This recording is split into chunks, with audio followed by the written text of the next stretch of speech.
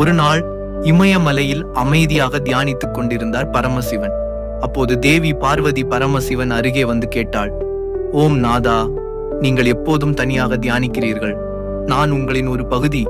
என்னை சமமானவராக ஏற்க முடியாதா? சிவன் மெதுவாக சிரித்துவிட்டு மீண்டும் கண்களை மூடி தியானத்தில் சென்றார். அப்போது நடந்தது ஒரு அதிசயம். அவரது உடலின் பாதி பார்வதியாக மாறியது, மற்ற பாதி சிவனாகவே இருந்தது. இந்த தெய்வீக ரூபம் அர்த்தநாரீஸ்வரர் என அழைக்கப்பட்டது. இதன் அர்த்தம் பாதி ஆண் பாதி பெண். இது உலகுக்கு ஒரு உண்மையை சொன்னது.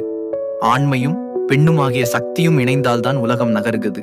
இவை இரண்டும் எதிரிகள் அல்ல, இரண்டும் ஒரே ஆன்மா. இந்த கதை சொல்வது என்ன? நம்முள் அனைவரிடமும் இரு சக்திகளும் உள்ளன. துணிச்சலும் கருணையும் உண்மையான அமைதி சமநிலையில்தான் தோன்றுகிறது. உங்களுக்கு இந்த கதை பிடித்திருந்தால் முருகன் விஸ்டம் சேனலை சப்ஸ்கிரைப் செய்து பகிர்ந்து கொள்ளுங்கள். நன்றி.